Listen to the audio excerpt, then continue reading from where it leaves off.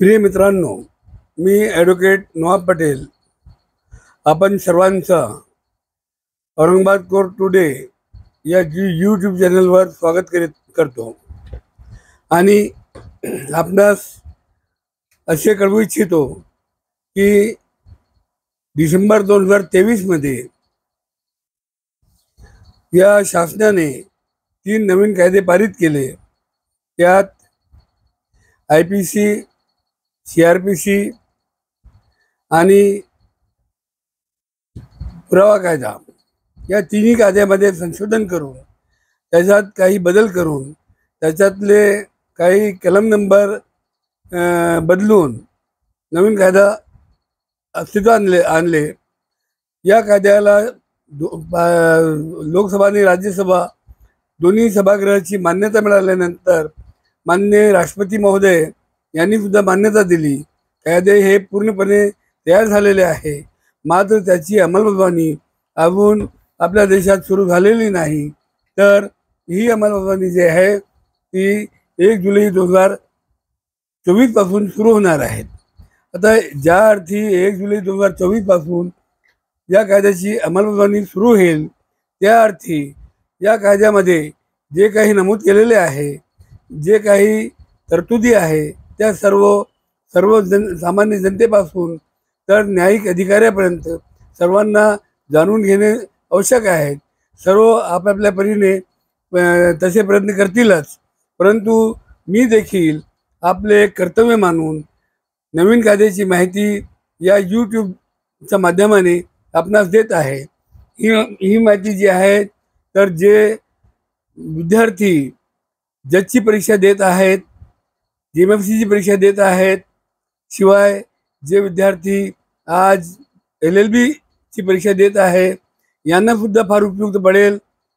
यांच्याशिवाय जे नवीन जुने सर्व वकील आणि न्यायिक अधिकारी या सर्वांच्या उपयोगाची ही माहिती आहे।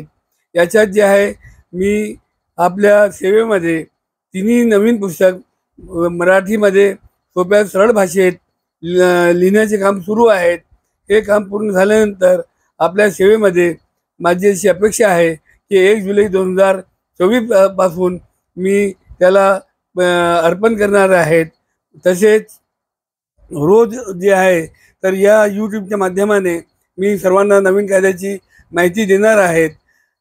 माझी अशी अपेक्षा आहे की सर्व जे लोक सबस्क्रायबर आहेत, जे नाही त्यांनी इतरांना सांगावे, सबस्क्राईब करून घ्यावे आणि आमच्या या चॅनलच्या माध्यमाने उपयुक्त अशी माहिती प्राप्त करून घेत राहावी। मी रोजचा एक एपिसोड याच्यात एक नवीन कायद्याच्या माध्यमाने आपल्यासमोर सादर करणार आहेत। आजचा जो विषय आहे, हा विषय जे लोक आपल्याला आरोपीला जामीन देण्याचे काम करतात, त्यांना आता सर्वप्रथम आरोपीला सुद्धा त्याची आवश्यकता आहे की त्याला जामीन नवीन कायद्याप्रमाणे मिळावी 1 जुलैपासून, आणि वकिलांना सुद्धा हे याच कायद्याच्या अनुषंगाने माहिती असली तर तो सुद्धा बेल ॲप्लिकेशन दाखल करून त्याच्यात दिलेल्या कंडिशनप्रमाणे लोकांना बेल मिळवून देऊ शकेल। तसेच न्यायिक अधिकारी जे आहेत त्यांना सुद्धा हे उपयुक्त पडेल। याबाबत मी आजपासून सुरुवात करतो बेलपासून। बेलसाठी जे आहे, जो पूर्वीपासून IPC चे कलम 436 होते, 436मध्ये जे आहे, जे अंडर ट्रायल प्रिझनर आहेत, जे अंडर ट्रायल आरोपी आहे, त्या आरोपींना जामीन कशी मिळावी, तर त्यासाठी जर जामीनदार आरोपी जो आहे तर त्याला ज्या कायद्याखाली अटक केलेली आहे त्या कायद्याचे निर्धारित शिक्षेपैकी अर्धी शिक्षा जर त्याने पूर्ण जेलमध्ये राहून केलेली आहे, तर अशा वेळेस तो अर्ज देऊन बेलवर सोडत असे। मात्र आता जे आहे, याच्यासाठी नवीन जो कायदा पारित झालेला आहे, त्या नवीन कायद्याचे नाव आहे BNSS। जसा CRPC होता तसा BNSS आहे, आणि BNSSचे CRPCचे कलम 436 जे होते तेच आता BNSSचे कलम 479 आहे, आणि BNSS 479 मध्ये थोडा बदल करण्यात आलेला आहे।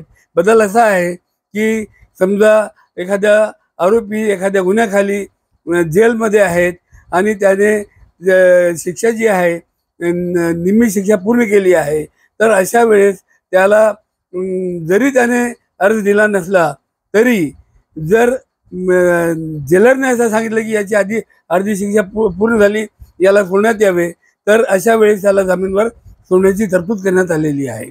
तसेच जर त्याने अर्ज दिला तरी पूर्वी असा होता की मान्य न्यायिक अधिकाऱ्याला जर वाटत असेल की त्याला आता अर्जाची शिक्षा त्याने पूर्ण केली ते निर्धारित शिक्षेपेक्षा, तर आता त्याला जामीनवर सोडण्यात यावे. मात्र आता शाल बी हा शब्द त्याच्यात टाकलेला आहे, म्हणजे अर्धी जी अर्धा जो पिरियड आहे, अर्धा जो कालावधी आहे निर्धारित शिक्षेचा, तो त्याने जर जेलमध्ये पूर्ण केला तर त्याला सोडावेच लागेल, अशी तरतूद या ठिकाणी करण्यात आलेली आहे. याच्यात आणखी एक असं आहे की जर जो आरोपी आहे तो नवीन आहे, पहिल्यांदाच त्याने अपराध केलेला आहे, तर अशा अपराधासाठी निम्मी शिक्षा पूर्ण करण्याची सुद्धा गरज नाही. त्याने जर 1/3 शिक्षा पूर्ण केली तरी त्याला जामीनवर मुक्त करता येते. उदाहरणार्थ 3 वर्षाची जर शिक्षा असेल किंवा 9 वर्षाची शिक्षा असेल, तर 9 वर्ष शिक्षावाल्या अपराधीने जर 3 वर्षे पूर्ण केले तर त्याला जामीनवर मुक्त करता येईल.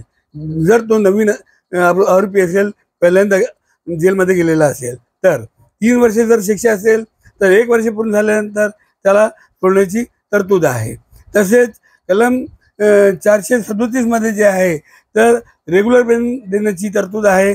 जे कलम जे आहेत, जे कोणी आरोपी ज्यांना पोलिसांनी वॉरंटशिवाय किंवा वॉरंटसह पकडून आणले आणि मान्य न्यायालयासमोर उभे केले, तर त्याला रेग्युलर बेल जी आहे 437 मध्ये देण्याची या ठिकाणी तरतूद करण्यात आलेली आहे. तरतूद होती. आता ही BNSS या कायद्याखाली, म्हणजे या कलमाखाली BNSS जो नवीन कायदा आहे CRPCचा, तर CRPCच्या ऐवजी तो तयार केलेला आहे BNSS या कायद्याचे कलम 480 नुसार रेग्युलर बेलची तरतूद आहे.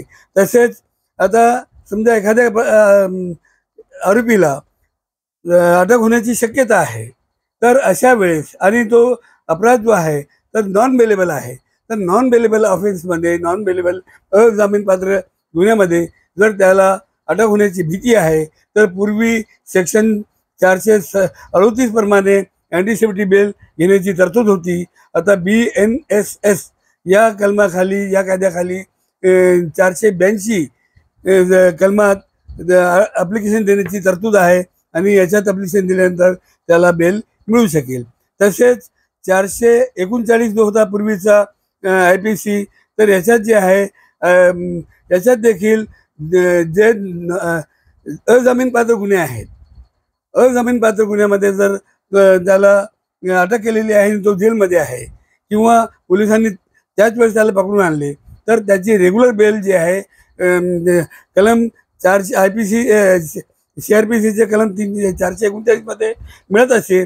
पण आता ही बेल जी आहे BNSSचे कलम 481च्या माध्यमाने मार्फत मिळू शकेल, 481 खाली मिळू शकेल, अशी ही तरतूद आहे. आणि या पद्धतीने जे आहेत कायद्यात किंचित बदल झालेले आहेत. आज BNSSचे 4 कलम आम्ही बघितलेले आहे. या 4ही कलमा ज्या आहेत त्या आपल्या बेलशी संबंधित आहे, जामीनशी संबंधित आहे. आता याचा उपयोग करून लोकांना जामीन मिळवून देण्याचे कार्य वकील वर्गाने करावे आणि ते त्याच्यात सक्सेस होतील अशा अपेक्षेने मी रजा घेतो आणि सर्वांना विनंती करतो की ही जी उपयुक्त माहिती आहे ही सर्वांना मिळाली पाहिजे. याच्यासाठी आमच्या चॅनलला सबस्क्राईब करा, शेअर करा आणि प्रत्येक ठिकाणी जे आहे तर ते सर्वांना त्याचा लाभ होईल अशा दूरदृष्टीने फॉरवर्ड करा, ही विनंती. धन्यवाद.